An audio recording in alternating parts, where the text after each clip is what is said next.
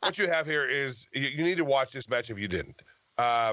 You've got two guys, Orin Veidt, who is made a career, a name for himself through the death match wrestling industry. He has toured Japan, all over the United States, England, Mexico. He's been everywhere. He's showing that he's more than just a death match wrestler. And on the other side, you've got Baylum Lynx. Baylum is, as I've said in that ring myself, somebody who I would come out of retirement to manage. He's that kind of a talent.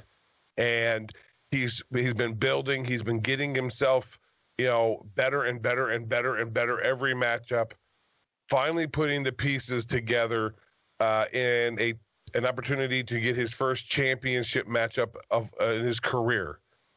Just a great back and forth, great build, a great story that the two put on. Just a top quality match. I'll leave the Lighthouses to the dudes, but thumbs up for me. And I am going to go after. This match had two guys that showed so much chemistry in the ring, that told a story like no other. I'm going to go back to Katie's comment on the Atiba Mike Bennett match. This one actually had a build. And they completed the story very well. This proves that Orin is not just a deathmatch specialist, that Orin is extremely talented in the ring and doesn't need weapons to succeed in this business. Baylum, I think this is Baylum's best match I have ever seen. And his story, from where he is going into Never Broken, competing for the Twitch Championship against the Bearded Lady. I don't know if you guys heard it during the match, but Orin during the middle of the match said, "This kid's got it," multiple times. Now, I'm sitting here and I'm watching this match and I'm saying this has lived up to the hype and some, because we all know how extremely talented these two wrestlers are. I am officially nominating this match to be the third 5 Lighthouse match on the Dues and Belts Recharge. And that's all I'm going to say there. We're going to start it off with Coastal here, and we're going to go around. This match had everything you want to see in a wrestling match. It's that simple. It told a story. It had high impact moves. It kept you on the edge of your seat. Back and forth momentum swings.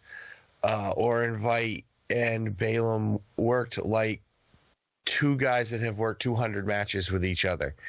And the chain wrestling in the beginning was a small sample of where this match was going, and it just picked up from there. It was like a diesel. It got going, it got chugging, it got faster, it hit harder, the chop sequences, and then it all built to this amazing, wonderful, beautiful crescendo at the end with Baylum just... this kick looks like he throws everything from his toes to the top of his head into that Claymore kick he does. And I'm surprised he has not beheaded anybody with it yet. The emotion, the little things during the match, Johnny touched on it. Orin Veidt in the middle of the match, just with the exchanges verbally. I love that. It's a good little touch. And in this climate of wrestling where it's easier to pick up on what's going on in the ring, it's a really nice touch you can put into a match to make it more authentic. I loved this match, and I as well gave it 5 Lighthouses. Marky. It was wonderful. It really was a demonstration of when you put two people in the ring that are so good at their craft that they just go out and put a gem in between the ropes of the 18 by 18. Like, it was... Coastal, you started talking about it, the chain wrestling in the beginning. As they were doing that, I'm thinking to myself, this is going to be what I hope it's going to be. I was hoping this wasn't going to come up and just come to some weird finish 3 minutes later. I'm like, no, let these guys go for a little while, please.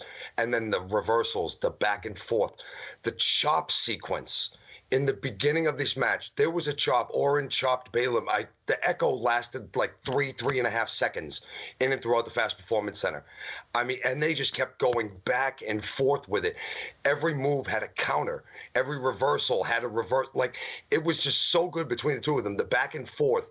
These guys acted like this was their 150th match against each other. I mean, there was nothing about it. There was no soft spot or anywhere where somebody didn't know what to do. It was just so fluid all the way through, man. And the ending, I got to say, the ending was when Baylum tried to come back with that springboard moonsault that he likes to hit, or the cross body there. And Orin caught him. So Baylum's up in the electric chair position. I was just hoping for some kind of, hurricanrana or something like that. I'm like, please don't roll him up. I don't want this to end up on the roll like this. Please don't do it with the victory roll. Come on, we've been through enough with this. And he didn't, because he ended the match the right way. He went and he got off the ropes. He got his finisher. Man, that kick. I think he almost did kick Orin Veidt's head off. Just like you were saying, someday he's going to. That was the closest he's come. 5 lighthouses from bell to bell. So good match. These two gentlemen ripped it up and then some for all of us. Great match. I also want to point out before I get to Sunday that even though the evil genius himself didn't say it, that man right there gave these two a standing ovation at the end of the match. What you could hear out of the evil genius was that he was saying that he's sorry he wasn't talking. He was watching this gem that was in the ring, or this spectacle that was before him. And he was damn straight. All right. I get asked a lot about coming back to being in wrestling. Why do I need to do that? I have got the best seat in the house, the hottest independent wrestling promotion in the country. I'm sitting ringside, calling all the action. I got the best gig in all of professional wrestling. Sunday. Amen to that. So there's not much more I could say that you guys haven't already. Going last, I kind of get the short end of the stick on this one. It was so good. It was. This match You're is up second, really. by the way, next one. So Yeah, this match is really, really good. Orin Veidt has some really, really stiff chops. I mean, there was definitely some bleeding from the chest when both of those guys got back to the locker room. I can guarantee you that. I'm surprised Marky didn't mention that front flip kick that Baylum did. He was just forward flip. Yeah. If I was going ahead of you, I wasn't going to talk about it to leave it to you. I had that in my mind, but yeah, you got too focused on the end and the potential up and all. That forward springboard double front kick, really cool move. Has a great look to it, and Baylum pulled it off really, really well. Orin had a really, really tight snap suplex, somewhere in the middle of that match as well too. That looked really good. Then that suplex throw that Orin did to Baylum into the corner, that is a nasty move. Through it, man. Yeah. Yeah. And it wasn't like it was just like a German suplex type. He had him up in a vertical suplex, and then he just went, I want you over there. Go over there now. What is it the young people say now? He yeeted him? He yeeted him. He did him. That's what the youths say these days.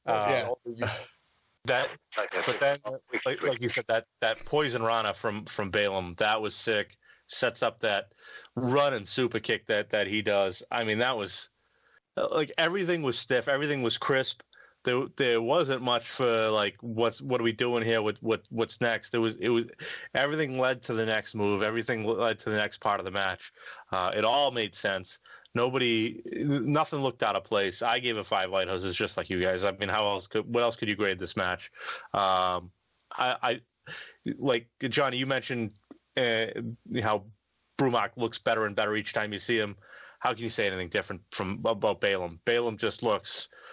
He's grown by leaps and bounds from the first time I saw him, and he looks like he's a guy that is just the sky's the limit for that dude. So I'm looking forward to seeing more of him. And like you said about Orin, you expect him to be just a rough and tumble, deathmatch type guy, but he shows right here he can put on any type of match you want him to and do it at a high level. Great match by everybody involved. Titus, did you want to say anything before we officially close it? Baylum is on the oh my God. On the verge. Let's try this again. Take 2. We're live, pal. He's on the verge of, I think, great things for Baylum. I think that the rest of 2021 is going to look great for him. I think 2022 is going to be a breakout year because he's putting all those tools together, and he's something special.